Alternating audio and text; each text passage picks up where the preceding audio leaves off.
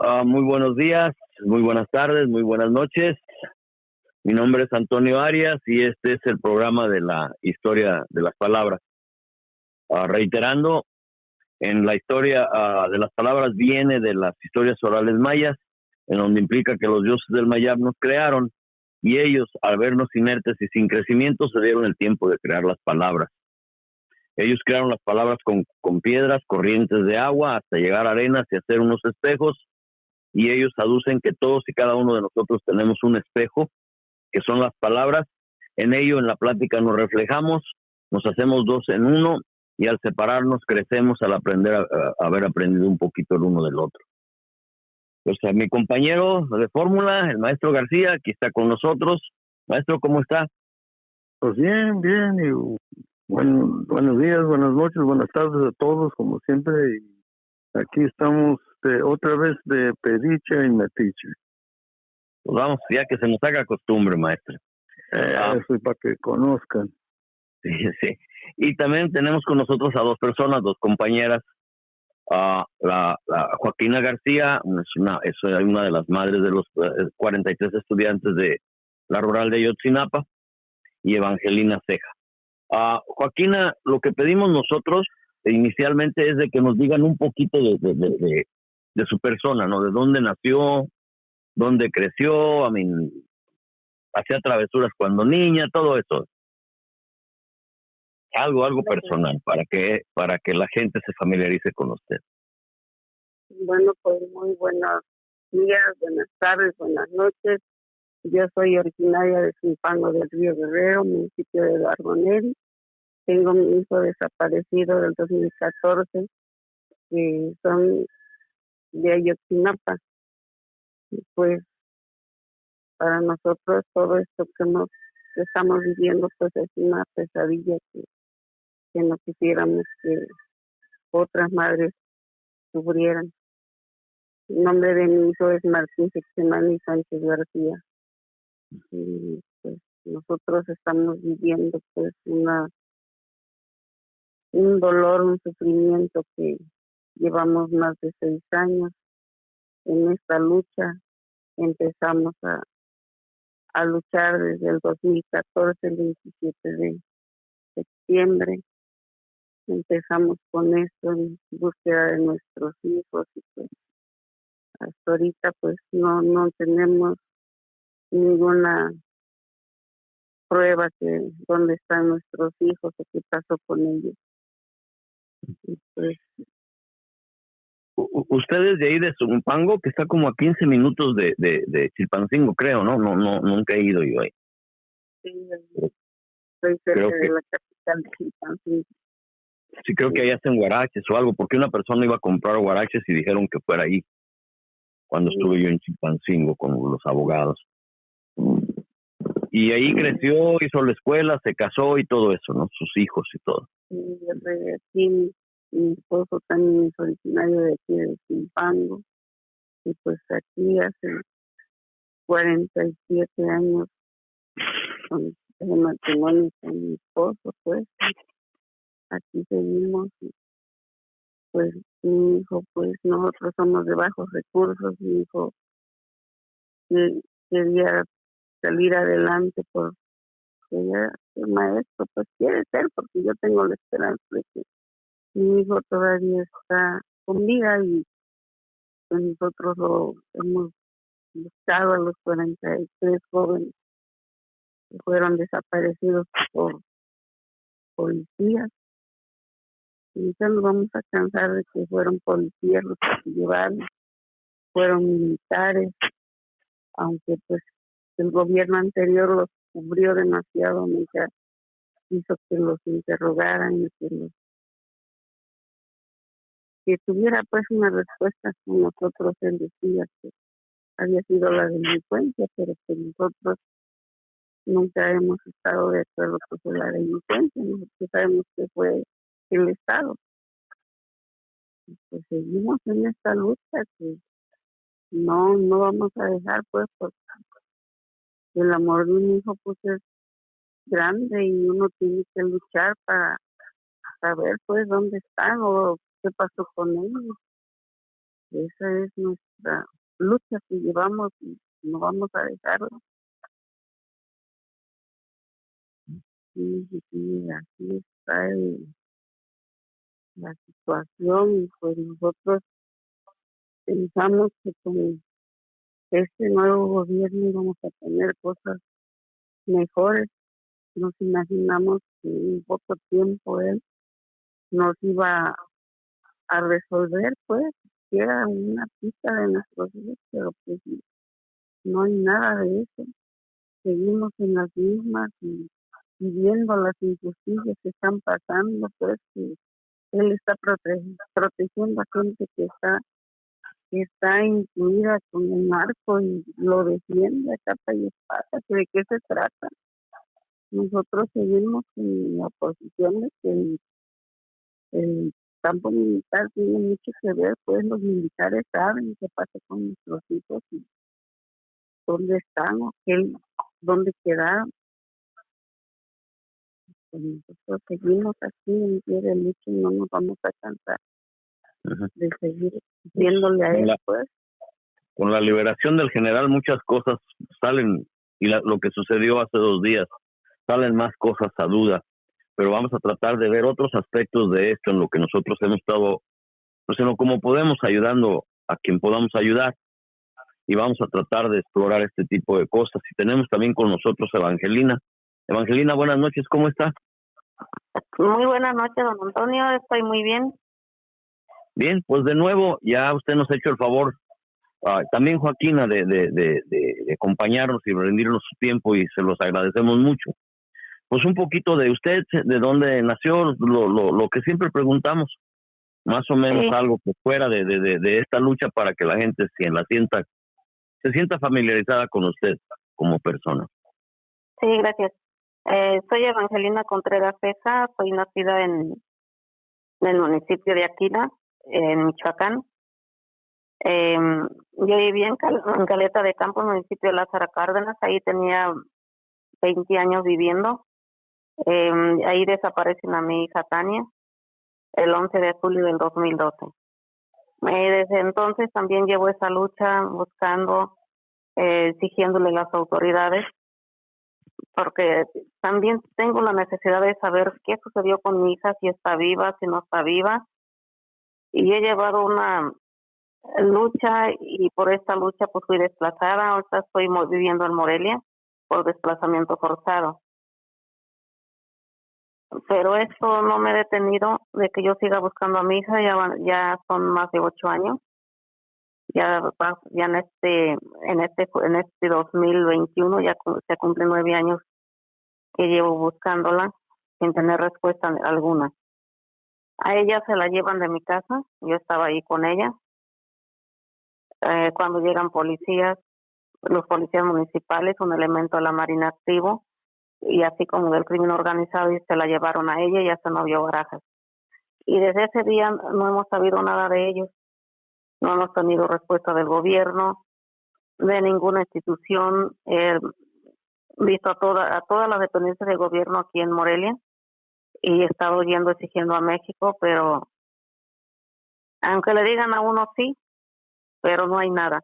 Y como dice Joaquina, teníamos una esperanza en el nuevo gobierno, la cuarta transformación, que se hablaba de todo, de que iba a haber mucha transparencia, pero realmente pues es más de lo mismo. Creo que ese deseo de justicia, de todo lo que queremos nosotros, nos hace ver que alguna falsa esperanza en el nuevo gobierno que venía. Creímos en él, pero sabemos que son instituciones gubernamentales y que todos van a actuar con lo mismo y la misma mentira. Y siempre caemos nosotros en las mentiras. Y ya desgraciadamente, con tristeza, lo vemos, que todo es más de lo mismo y que no tenemos respuesta ninguna. Yo tengo, pues no sé si nos vimos la última vez que estuve en México, Evangelina, hace poquito más de 2 años, que fui con los abogados del Gremio Nacional de Abogados, el National Lawyers Guild, y fue lo la última vez que he podido ir a México, pues hemos tenido bastantes descalabros en relación al trabajo y otras cosas, y no he podido regresar. En el Palacio de Minería, yo hice una declaración cuando él era presidente electo, de que él no era de izquierda, no era una persona de izquierda, era centrista, cargado a la derecha, y que lo que más podíamos aspirar era tener unos espacios organizativos, que no nos ilusionáramos, que tratáramos de organizarnos, porque queriendo o no, este gobierno habría un poquito más de espacio en vez de tener la condición tan represiva que se tuvo con el gobierno anterior, ¿no? Con Peña Nieto. Okay. Y en esa trayectoria con los abogados de National Lawyers Guild, entré en contacto con la situación de la presa La Parota en el Acapulco rural. Ellos por varios años y con varios muertos impidieron la elaboración de esa presa, que iba a inundar varios pueblos y a perjudicar como a 47 comunidades. Y al entrar en contacto con ellos y saber sus luchas, este gobierno prometía no derogar, pero sí posponer y tratar de hacer una consulta con el pueblo para ver si esa presa se hacía o no. Y en lo que entró él ya como gobernador, creo que fue al año ya como presidente, se trató de hacer la consulta con Encinas. Y la cercanía que yo obtuve cuando estuve yo en México con esas comunidades fue de que me tenían cierta confianza y me avisaron de que un grupo de la Unión de Pueblos Organizados de Guerrero, apoyado ya en estas alturas por Astudillo y otros, entró y empezó a intimidar a los opositores a la presa La Parota. Y instalaron ahí, los callaron, los intimidaron, y iban, después de haberlos intimidado, era cuando iban a hacer la consulta, donde supuestamente iba a ser libre, pero ya estaban con este proceso de intimidación. La presa no se logró porque le pusieron más tiempo al Tren Maya y a la carretera transísmica, pero ahí si intimidaron a la población cuando antes de hacer una consulta libre, como que esta administración trae, pues si no todas, algunas de las formas de ser de los gobiernos anteriores. Y en lo que también caminamos, que hemos caminado bastante, Evangelina, cuando sucedió la situación de Iguala y descubrieron el predio con aproximadamente 100, el primer predio con 100 posibles positivos, y ya habían excavado creo que uno o dos cuerpos, cuando se vino una condición de represión por los grupos locales, las policías locales, y después por Encinas para que ese predio no se expusiera. Y después ustedes, la compañera Jaimes, descubrió otro cuerpo donde había tal vez algunos otros más gente posiblemente enterrada ahí, y creo que son 3 predios ahorita los que están ahí. Y fueron intimidados. Fue cuando tú me hablaste para empezar a exponer la situación de esos predios. Y hubo ciertos niveles de intimidación. Tú estabas ahí, o de buscar que esto no se hiciera público. Y Encinas quería manejar esto en forma totalmente callada y que ustedes no tuvieran ni forma de hacer voz. Y creo que ahí los intimidaban bastante, ¿no? Tú estuviste presente ahí. En alguna forma estoy erróneo en mi declaración, o en lo que estoy diciendo ahorita que aprendí por ustedes, ¿o qué podrías tú agregar a ello, Evangelina? No, o sea, usted no está en error. Es cierto lo que está diciendo, porque sí hubo mucha intimidación por parte de Gobernación, y cuando vieron que no podían ellos controlar toda la situación, llaman a otros colectivos para que se echaran encima y decir que había conflicto y poder retirar a todas las personas. Entonces tratamos de no caer, y esta Jaime trató de no caer en las provocaciones que estaban tratando de hacer ellos, que hubiera confrontación entre colectivos, entre familias pues de personas desaparecidas. Entonces el no caer, pues siguen trabajando, pero ya se viene lo de la pandemia y fue pues aprovechar de ellos. Antes que llegara la pandemia, si te acuerdas, ustedes nos pasaron datos y empezamos nosotros a exponer lo más que podíamos bajo la dirección de ustedes para que no los fueran a sacar de ahí. Y un catedrático, Eduardo Correas, recabó todos estos datos y se los dio a la jornada. Y tuvimos suerte de que eso se expusiera, y al exponerse, Encinas llegó sin avisar ahí. Nosotros estábamos en el teléfono con la compañera Gámez cuando él llegó sin avisar así para tratar de ver si contenían eso. Ahí se llevaron 2 muestras, fue un total de 3 muestras que se llevaron a Australia, y una de esas muestras parece que fue la del hijo del señor Clemente, pero están otras 2 muestras en las que no han dado razón de ello usando la pandemia, y parece que había más posibilidades de que salieran más datos, y ellos impidieron o trataron de manejar eso intimidándolos a todos ustedes, impidiendo que la información saliera. Gracias a este catedrático salió, y después vino lo de la pandemia y ya parece que eso está bastante callado. ¿Estoy errado o hay algo que quisieras agregar? No, está en lo correcto, porque sí fue así, que fue cuando llegó Encinas pues muy calladito, muy así de sorpresa, para estar intimidando. Entonces sí hubo muchas cosas, y fue cuando se empezaron a venir concentraciones.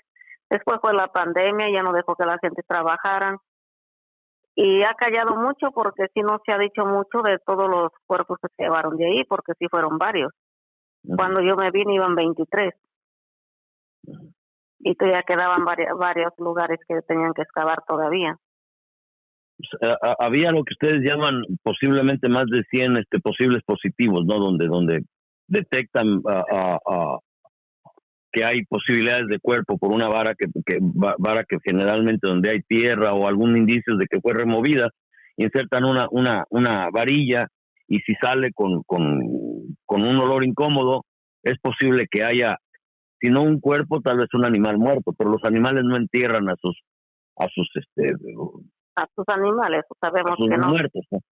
Sí. Entonces, por lo general es un ser humano, y había las posibilidades de que fueran tal vez unos 100 posibles positivos. Había la posibilidad de que hubiera más de 100 cuerpos ahí en esos primero 2, el previo grande, un previo pequeño, y después Jaime me avisó que había descubierto otro predio. Sí. Y en eso, Joaquina, si usted se acuerda, yo les pedí a ustedes que fueran a apoyar porque era importante que todos se juntaran. ¿No se acuerda cuando le hice esa llamada o no se acordaría usted, o se acuerda de ello cuando les llamé para ver si podían ustedes brindarles apoyo a ellos?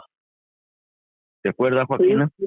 Sí, me acuerdo, y nosotros tratamos de querer ir, pero que porque estaba la pandemia y que no sé qué tanta cosa, y que iban la fuerza militar, y que mucha tendencia a esos lugares, y que hay varios fragmentos que posiblemente sean de los muchachos, pero pues nosotros como padres no quisiéramos nada más que buscaran en fosas, porque sabemos que hay una persona que está dispuesta para hacer investigaciones en vida, pero nunca nos ha dado información de nada.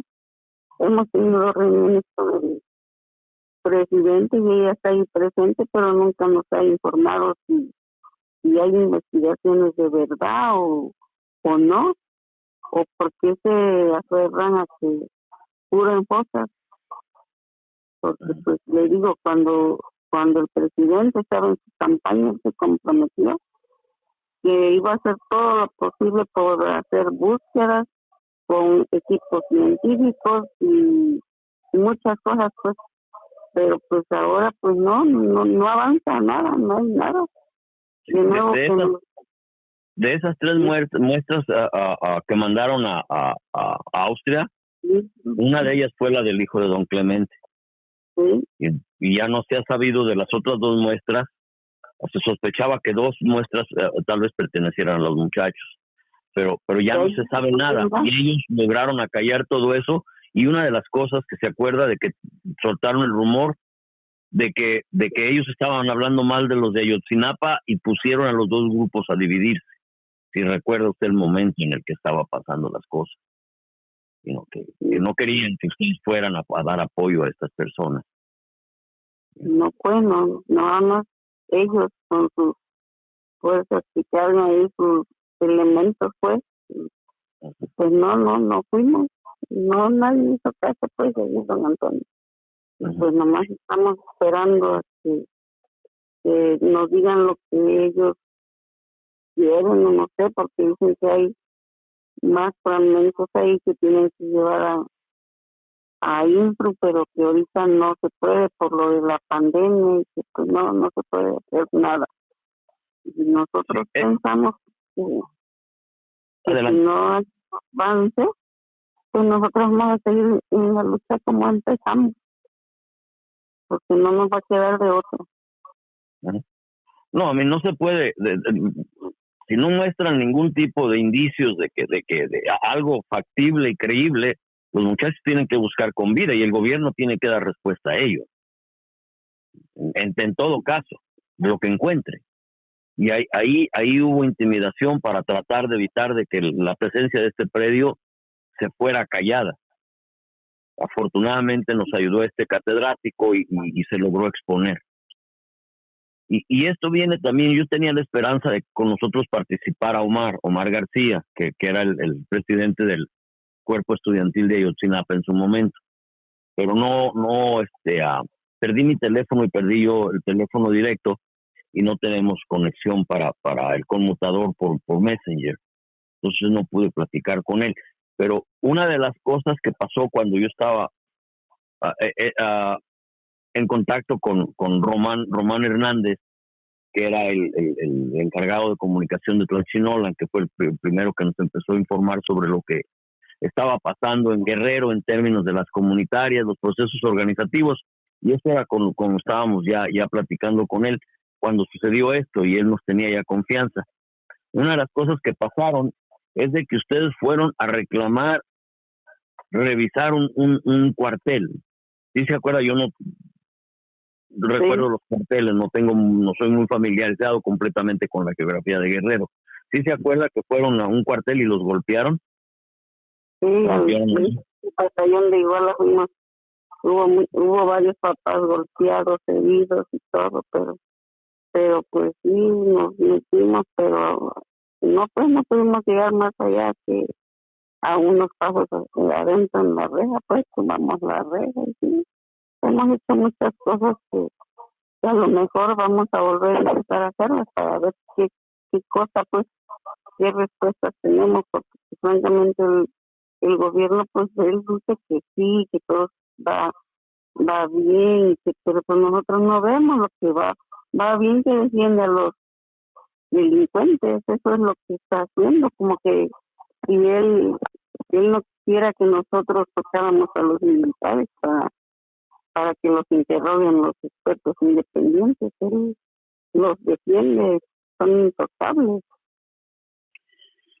Bueno, lo que quería yo es tratar de mostrar antecedentes de lo que nosotros hemos tenido información directa de las comunidades por los trabajos que hemos hecho en llevar ayuda humanitaria donde podemos, y eso hace que la gente nos tenga cierta confianza y nos llame o nos dé datos de cosas que están pasando, para hacer ver de que lo que pasó ahora con la exoneración, el perdón, ni siquiera exoneración, sino ni siquiera llegó a ser juzgado por el gobierno mexicano del general Cienfuegos, que fue quien impidió en mucho que los soldados fueran investigados sobre el caso de Ayotzinapa, y creo que hay otros casos donde también era impedido la investigación del ejército.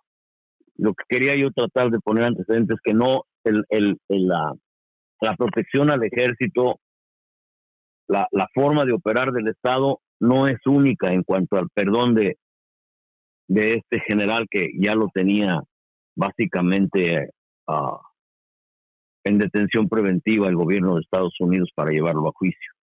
y el gobierno de México sacó la cara por él. Y era lo que quería yo, que hay antecedentes en donde tal vez por lo que pueda hacer el ejército contra la población o el gobierno, se están viendo obligados a proteger los miembros del ejército, más este general. Y no lo estoy diciendo con afán de condenar completamente a Obrador. Yo pienso que él tiene una posición muy difícil en cuanto a que todo esto puede crear una violencia muy generalizada. Pero supuestamente y por siempre hemos entendido que el ejército, la gente de las armas, está bajo el mando del poder civil. Pero como que esto pone en dudas eso, como que los que realmente están gobernando México son la gente de las armas. ¿Qué piensas, Evangelina, sobre esto? Que lo que hemos caminado, lo que tú has caminado también, ¿qué te da a pensar sobre pues el no haber llevado a juicio a este general, de haberlo perdonado totalmente y ni siquiera perdonado, porque el perdón es, al perdonarte es porque se incurrió en una falla, ni siquiera lo acusaron, se atrevieron a acusarlo y lo dejaron completamente libre de cualquier cargo que le pueda adjudicar el gobierno mexicano por el momento. ¿Qué piensas tú, Evangelina? Pues ahí creo que voy a decir lo que nos dio a pensar mucho, que tal vez el general sabe muchas cosas o tiene bastante poder, o está muy agarrado de todos los narcos y por eso no lo pudieron tocar. Porque yo recuerdo que este general ya estaba aquí en Michoacán cuando detuvieron a Semaí Verdía, que mataron al niño de Ostula y fueron otros heridos, que tampoco nunca investigaron a los militares. Y a Cienfuegos le entregaron los casquillos, creo que fue a él, que eran casquillos de las armas de los militares, y él los desapareció, o sea, no entregó nada, no quiso que se investigaran a las personas que habían asesinado al niño. Entonces estamos viendo que sí lo están protegiendo bastante. Y los han protegido, y él ha protegido a muchos criminales de ahí, de los militares. Maestro García, ¿qué le da a pensar esto o qué opina? Pues, es increíble. Los agentes acá de Estados Unidos pescan a Cienfuegos cuando llega a Los Ángeles, dice a visitar de turista o lo que sea. Y luego la reacción del gobierno de López Obrador es que hay que soltarlo, porque si no lo sueltan, entonces se va a cortar bastantes de las relaciones de cooperación entre México y Estados Unidos. Para amenazar al gobierno yanqui, diciéndole así que vamos a cortar toda cooperación, vamos a cortar todo, las relaciones entre los dos países, si no sueltan a este individuo. Eso indica algo, para mí es bien raro, porque por lo regular los individuos, bueno, pues cuando llegan los intereses nacionales e internacionales, a veces no apoyan, pero en este caso eso implica, como estaba diciendo la compañera, que hay lazos y conexiones bastante fuertes e importantes, y también indica que las elecciones hacen una rotación de partidos, rotación de candidatos, rotación de gobiernos, pero se mantienen por todas esas rotaciones una estructura de Sedena, de la Marina y la estructura policíaca del Estado, que está ligado a otros intereses, no a los intereses nacionales. Joaquina, ¿qué le da a pensar a usted esto? Yo tal vez me vea en la posición de defender a Obrador en este sentido, porque dentro de todo sí se ha creado un espacio en donde, si nos organizamos, hay una posibilidad de que las cosas cambien un poco, aunque sea. que no teníamos con Peña Nieto. Eso, ¿qué piensa usted de todo esto, Joaquín? Pues para mí, pues yo tenía otro concepto de López Obrador, pues, pero cuando hizo esto de defender a la persona que estaba involucrado con la delincuencia, protegerlo desde un principio, que no pudo llegar a un lugar donde van todos los que hacen delitos grandes, que se van a una cárcel, sino que luego fue protegido también ahí, que estuvo defendiendo los militares a él. Digo, si hubiera sido otra persona, derechito se iban a llevar a una cárcel de alta seguridad, porque estaba involucrado en el narco, ¿no? Pero esto, pues, que lo trajeron bien protegido, no, y dijo que no debía nada, y pues para mí, pues eso, digo, si él estuvo involucrado en los hechos de Iguala, de nuestros hijos, él sabía, tenía el mando, ¿no?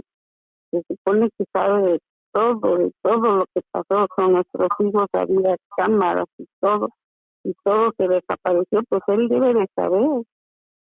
No sé por qué tanto lo protegen, si se supone que había un trasiego de drogas que se mandaba fuera del país, de aquí de Iguala, pues él estaba involucrado en todo eso y pues tuvo un trato que si hubiera sido una persona pues de bajos recursos o lo hubieran castigado luego y él, sin embargo, siempre estuvo protegido y ahora pues no me gustó nada de eso, pero pues digo, si esto sigue así, pues nosotros vamos a regresar a hacer las marchas y a hacer cosas violentas para que nos hagan caso, pues, porque ya no queremos seguir viviendo más tiempo esta angustia que tenemos.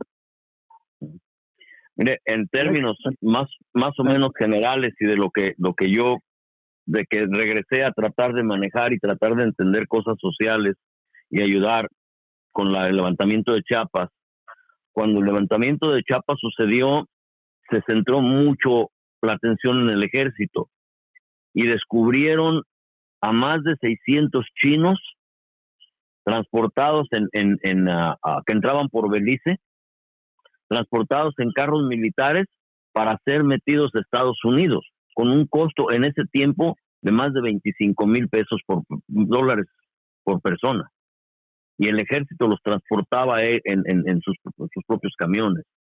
Entonces, en términos que el ejército tiene sus intereses, hay una serie de intereses que están súper ligados y como le digo, no estoy defendiendo totalmente a Obrador, pero está en medio de una marama en donde lo hace algo fuera de lugar y tal vez estas gentes se tiren a hacer unas cosas, tienen las armas, a crear una situación de caos completo en México. Como no estoy en su lugar, no, se me hace muy condenable que se haya prestado este juego, pero también no tenemos la información que tiene él de la posibilidad de que México caiga en una condición todavía más fea de la que ya está, con tantos muertos. Yo no creo que Evangelina me puede rectificar, pero son arriba de, legalmente son 70,000 muertos, no desaparecidos, pero hay tal vez hasta el doble. Pues, el ejército tiene las armas y puede crear un caos aún mayor que lo que hay. No sé qué lo motivó o por qué se prestó Obrador a este juego, o al menos de esta manera. No sé si tal vez esté siendo injusto al juzgarlo de esta manera, que no sé cómo manejar esto, maestro García. ¿Qué piensa? Bueno, también hay que agregar la reacción de los Estados Unidos.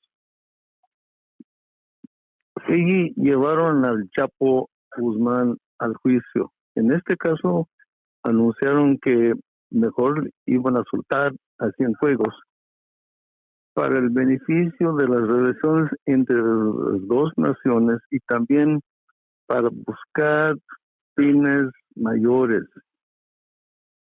Entonces, eso implica algo que el presidente es AMLO, pero no es el mandamás de la nación. Porque ¿Qué piensa Joaquina? ¿Estamos tal vez siendo injustos defendiéndolo o tratando de evaluar esto para tratar de, sin tener datos, tratar de figurar el por qué? ¿El por qué? Pues ya no sabe uno ni qué pensar, pues, porque si usted estuviera ahí en una reunión con él, que todos le reclamamos, los que le reclaman padre, que le reclama otro padre, y que pues al final de cuentas él se da, habla y te dice que no, pues que él está en todas las posibilidades de ayudarnos, y que nosotros vamos a encontrar a nuestros hijos, y que él no lo engaña a nadie, que él no debe nada a nadie, porque su campaña él la hizo solo, y que no tiene deudas con nadie y no tiene que defender a nadie. Pero pues después nosotros cuando vemos las noticias que hace de cuenta está defendiendo a una persona que la están acusando, pues, que es de la delincuencia, y pues eso no nos gusta, no sé, no entendemos por qué. Y la reunión que tuvieron ustedes con él fue un día o 2 días antes de estas declaraciones, ¿no? O de haber sido, pues, ni siquiera acusado, ¿no? Nosotros fuimos a la reunión el 13 de este, y el 14 ya le dan plena libertad. Pues nosotros eso pues nos quedamos como sorprendidos, pues. ¿Qué pasa, pues? Entonces, ¿cuándo vamos a saber qué pasó con nuestros hijos? Y él tiene los elementos ahí para saber, porque hay gente muy comprometedora que lo que pasó en Iguala, pero no sale nada. Hay no sé qué tantos detenidos, pero pues nada más no hay nada de que digan nada. Pues eso, pues nosotros como padres pues nos desespera y no nos gusta. Ahorita pues yo estoy muy impedido por muchísimas cosas, mi propia condición personal y todo eso, como para tratar de pues buscar la forma de que lo que siempre pues he hablado con usted, con Cristina, con otros padres, con Evangelina, con otras personas también que tienen familiares desaparecidos, para que ustedes traten de buscar la forma de juntarse y hacer un reclamo un poco más uniforme, más unido. ¿Qué tanta posibilidad, Evangelina, tú verías en esto? ¿O cómo se trabajaría esto? Tú que has estado, que has logrado unir varios grupos de desaparición forzada que antes generalmente trabajaban en forma independiente. ¿Cómo ayudaría esto? O no sé cómo plantearlo. ¿Qué piensas tú de eso? Mire, yo pienso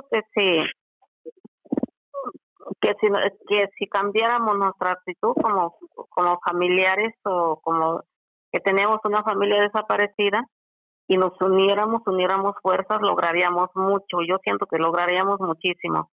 Pero aquí lo que pasa, muchas de las veces nosotros nos conformamos un colectivo, pero no podemos ver otro colectivo. No nos queremos llevar bien con el otro, y esto pues no nos deja avanzar, no nos deja tener ese poder que deberíamos de tener. Pero yo pienso que si hiciéramos la lucha, un llamado todos, de dejar esas diferencias que hay de unos y otros, y unirnos todos. Al final estamos luchando por el mismo motivo, llevamos el mismo dolor. Creo que lo más importante era eso, enfocarnos realmente en la búsqueda de nuestros familiares, pero unirnos, tomarnos de la mano y hacer un solo llamado, todos al mismo tiempo. Que vea el gobierno que hacemos muchísimos, porque no es nomás los miles que ellos dicen, sino son muchos más. Muchísima gente no hace denuncia, tienen terror, y al no hacer denuncia, pues no se evidencia realmente lo que es. Entonces sí sería muy importante lo que dice, esa unidad, para luchar y exigir. Sí. Y no es sencillo, porque el gobierno, en lo que yo he visto en varios lados, en lo que se vio en la Parota, con las comunitarias, con ustedes, a veces les da a unos para tratar de provocar fricción con los otros, y hay gente que se presta al juego. Anteriormente, creo, me platicabas que hay gente que toma a su familiar ya como una cuenta de banco, que ya no les interesa luchar, nada más agarrar lo que le está dando el gobierno y ya. Y hay familiares en desaparición forzada que están así. Aquí también, lo que en un tiempo estábamos nosotros con el temor es de que los padres de Ayotzinapa se dividieran. Y sí, yo me imagino, Joaquina, que ustedes ha habido fricción y problemas entre ustedes, pero logran salvarlos y seguir juntos, ¿no? Pues sí, porque no todos pensamos lo mismo y hemos tenido varios problemas, pero al final de cuentas ahí estamos todos unidos con los que se necesita hacer fuerza, ahí estamos todos. Y el gobierno no nos ha dado nada, nosotros no tenemos por qué detenernos de decirle sus cosas, porque no nos ha dado nada. Nosotros andamos ahí en la lucha, todos tenemos diferencias, ¿no? No todos pensamos lo mismo, pero en la lucha que tenemos, pues ahí estamos. Si queremos estar en tal lugar, pues ahí estamos. Y le digo, si ese gobierno, porque ese gobierno, pues supuestamente no le gusta ni que lo comparen con el otro gobierno, ni que le digan nada, porque él siente que nos está dando todo el apoyo en lo que le pedimos, que ponga la gente necesaria para la búsqueda. Él siente que todo eso está cumpliendo y yo pues digo, pues sí está cumpliendo, pero no tenemos ningún beneficio, no tenemos nada, todos estamos como al principio, porque no hay nada, nomás puro, lo único que lo del señor Clemente de su hijo. Y de varios padres, de varias personas con los que he hablado relacionadas con esta situación de Ayotzinapa, de los 3 muchachos que murieron. La compañera de Tixla me dice que llegó a su casa a alguien a ofrecerle dinero, bastante dinero. Pues a todos nos hemos ofrecido. Pues sí ha hecho el intento de dividirlos por ese medio, ¿no? O de disolverlos por ese medio. Pero pues no hemos caído pues a eso, que nos ven pues, porque yo también me visitaron aquí al principio, vino un licenciado que trabajaba en la fiscalía de Iguala, me vino a ofrecer que tenía derecho a una permiso de un taxi, que si quiere ir una combi, que mi hijo iba a tener beca como yo quisiera, pero pues yo le dije, no quiero ser grosera, quiero que te retires, porque si no respondo. Y por favor, no me sigas pidiendo a ver, porque yo no voy a cambiar, yo quiero a mi hijo y no quiero nada del gobierno. Lo que quiero del gobierno es que así como se llevaron a los muchachos, los regresen. Y siendo justos, esa fue la administración anterior. De esta administración, al menos por eso no han recibido ese tipo de ofertas. No, pues esto no nos ha dicho, no. Ahorita pues no, andamos así como siendo justos, para no tirar un juicio injusto por algo que no han hecho ellos, al menos por esa parte. Sí, porque hemos tenido, hemos tenido un trato muy muy amable de parte del presidente y de parte de todo su gabinete que tiene ahí, pues no hemos usado la violencia para llegar a donde tenemos que ir, pues. Eso es muy diferente al otro gobierno, porque con el otro gobierno pues teníamos que hacer cosas violentas para que pudiéramos entrar, o francamente no nos dejaban entrar. Pero y de algo que sucedió en Chiapas con la comunidad de Aldama, en donde Encinas hizo una intervención muy cuestionable y que ha sido cuestionada, ya no se oye de él, como que ya lo sacaron del frente de la organización, nomás ya no es una persona que se esté oyendo, y Era alguien a quien mucha gente le tenía mucha confianza, como diputado, como persona con principios. Y al parecer también, no sé, ya lo que hizo en Iguala, pues completamente censurable. Evangelina estuvo ahí directamente y yo estuve recibiendo información. Lo que sale de Rompevientos y otros lugares sobre Aldama también es muy censurable, como él ha manejado ciertas cosas. Pero ya no se oye de él. ¿Lo han visto ustedes o ya es una pieza secundaria o ya no se oye? No se oye nada de eso. No, a lo mejor yo soy muy distraída, no he oído nada de eso, pues no sé. ¿También eso lo notaste ya o seguimos caminando y no lo notamos, Evangelina? De lo de Encina. Sí, ya no se oye, casi ya no se ve. Sí, muy poco, pero sí lo he visto yo muy poco en las redes sociales, pero ya es menos de como se veía antes. Con ustedes lo último fue lo del panteón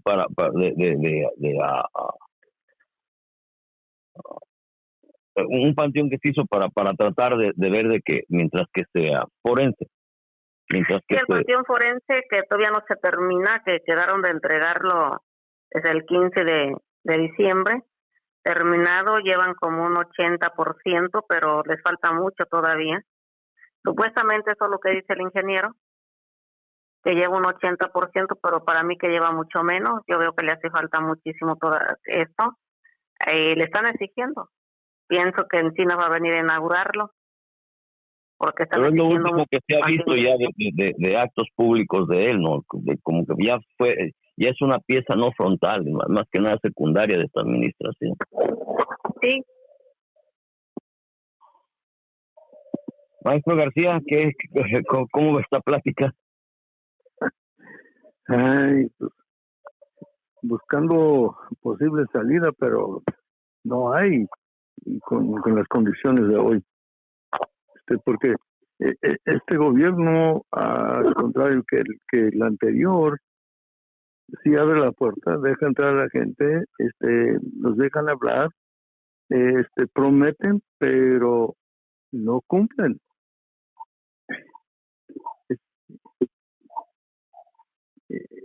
Es una situación frustrante.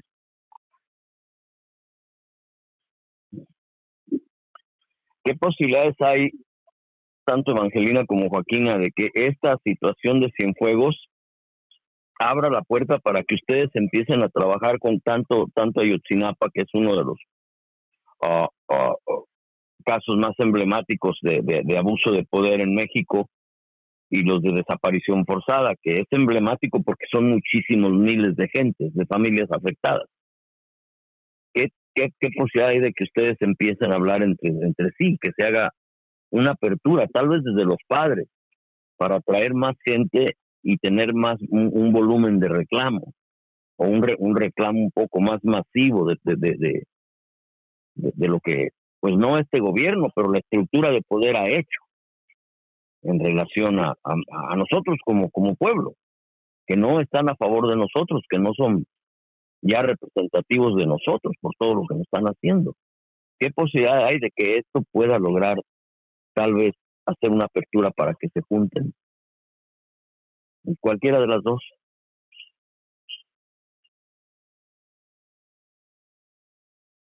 Ya nos quedamos calladas.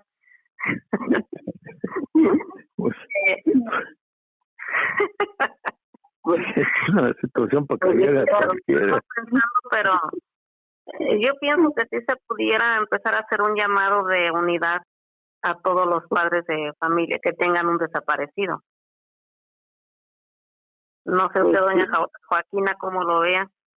No, pues yo digo que eso estaría muy bien, que todos los desaparecidos nos uniéramos y nos fuéramos a plantar allá para exigir, pues, que por lo menos siquiera declare y que no nos importe que lo encierren, porque pues eso sabemos muy bien que nunca lo van a hacer, ¿no? Porque está bien protegido, no sé si será por el narco, por la política, no sé yo, porque es una persona influyente, porque como le digo, si fuera una persona cualquiera ya estuviera en una prisión de alta seguridad para que no se les escapara. Pues yo pienso que hacer un llamado a toda la gente que tiene hijos desaparecidos, a todas las organizaciones, que se vea pues el apoyo que tiene toda la gente para ver si eso funciona. Sí, a ver si funcionara, porque sí lo hemos estado viendo, pero hay algo que se vio desde cuando estaba Cienfuegos en Estados Unidos, que todavía lo tenían allá, que se hablaba del traslado de él, que muchos militares estaban juntando su propio, haciendo un ahorro. Ese ahorro supuestamente ellos lo querían que para que se liberara a Cienfuegos, pero lo que llamó más la atención fue el general que tiene López Obrador muy cerca de él, que es Crescencio Sandoval, que amenaza con dar un golpe de Estado si no dejaban en libertad a Cienfuegos. Entonces nosotros lo que siempre hemos pensado, que también el gobierno que estaba atrás está muy atrás de esto, que es el mismo gobierno del PRI, el mismo gobierno que teníamos, porque si detienen a Cienfuegos, lo investigan, iban a sacar mucha verdad de los anteriores presidentes. Entonces sí creíamos que habían podido hacer un golpe de Estado, porque la militar, aquí en Morelia se veía el movimiento de ellos, de que estaban uniéndose y estaban viendo cómo iban a hacer para que lo liberaran. Entonces hay mucha cosa muy muy grande atrás, que el presidente de la República pues no puede con eso. Que los otros gobiernos lo estamos viendo todo el problema que llevan, porque aquí en Michoacán lo vimos, como el gobernador de Michoacán estaba buscando armar 5,000 personas para atacar al nuevo gobierno. Entonces vemos que es un problema muy muy grande que hay todavía, que falta, o no sé cómo será para evitar, pero había mucha corrupción mucho antes, entonces ahí es mucho el miedo, es mucho el ataque, es mucho todo lo que están haciendo, pero también el presidente le hace falta posición y ser más fuerte, decir las cosas si hacen, soy el presidente y me respetan, y creo que todavía le falta mucho al presidente para hacerlo. Yo pienso, ambas, que lo que hace falta, y ustedes pueden ser clave en ello, un pueblo que despierte a que en realidad él es el factor de cambio, no la gente de dinero ni el gobierno. Porque el gobierno, al ver a la gente organizada, empieza a ceder por tratar de seguir controlando. Pero la gente tiene que empezar a comprender que estos gobiernos en realidad no son representativos de nosotros como pueblo, por todo lo que nos han hecho. Pero cómo empezamos a organizarnos para que haya si no un cambio completo, al menos un adesentamiento más viable, más vivible de lo que estos han hecho con el país.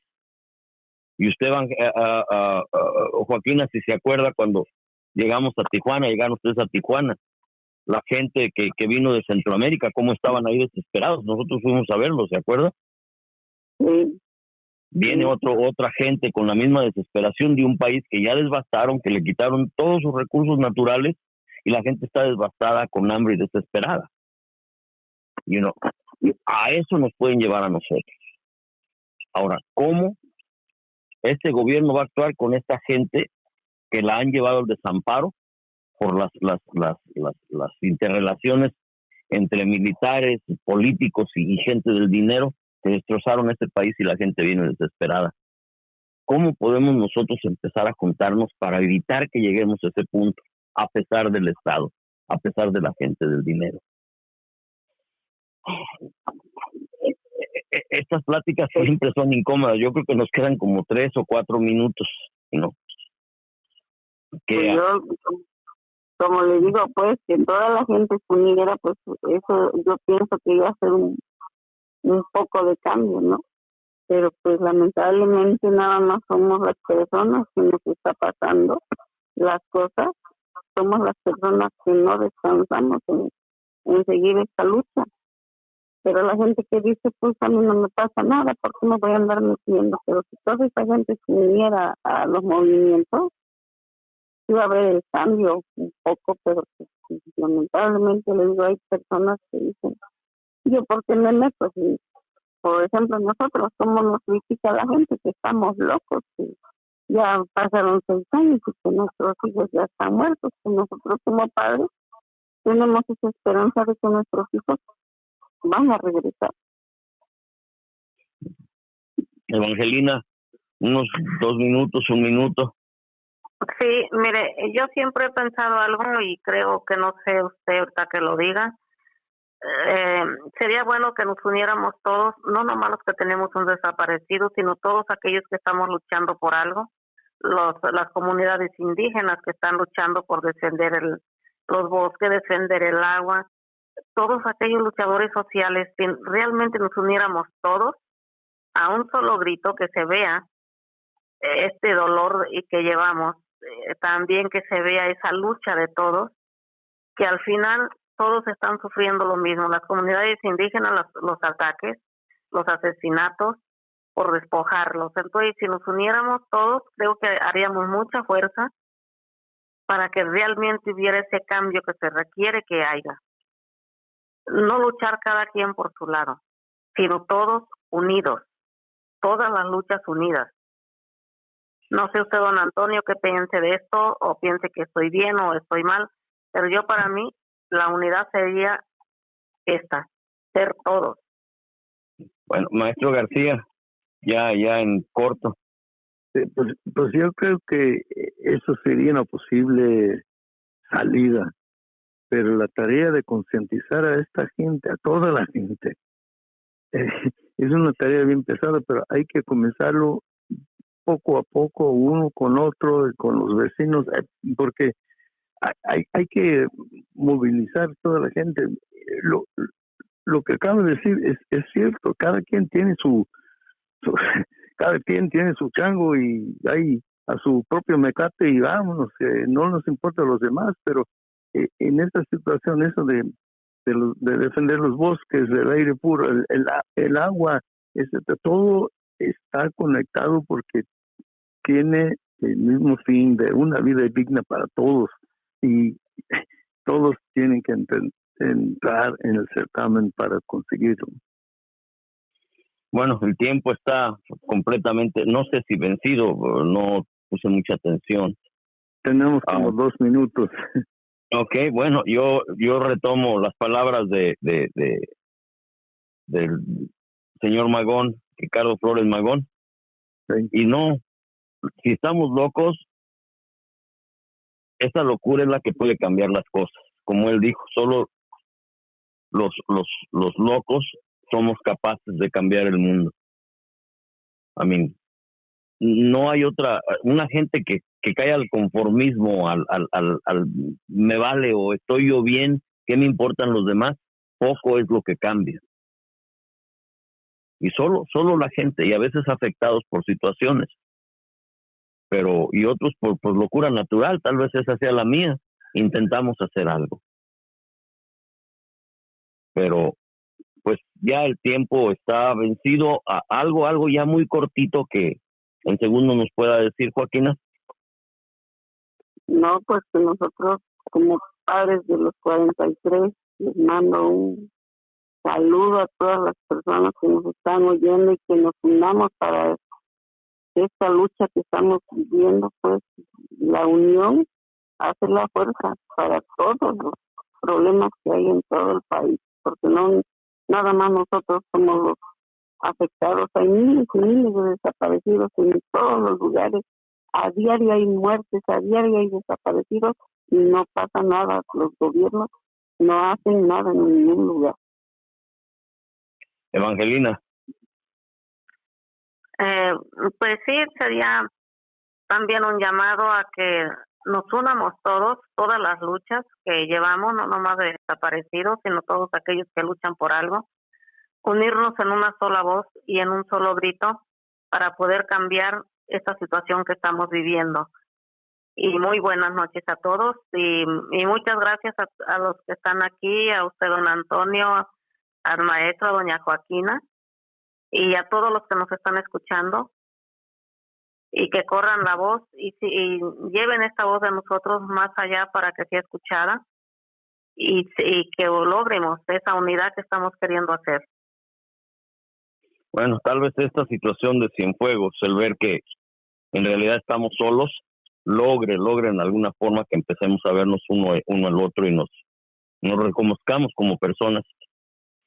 Y de nuevo, aquí en la historia de las palabras, pensamos que al tratar de entender por qué pensamos como pensamos, al entender nuestro pensar, tal vez podamos cambiar nuestras circunstancias. Muchas gracias, donde quiera que usted nos haya escuchado. Muchas gracias. Saludos al profe. Un abrazo para todos. Sí, pues, gracias por compartir su tiempo, sus experiencias, sus pensamientos y sus anhelos con nosotros. Gracias.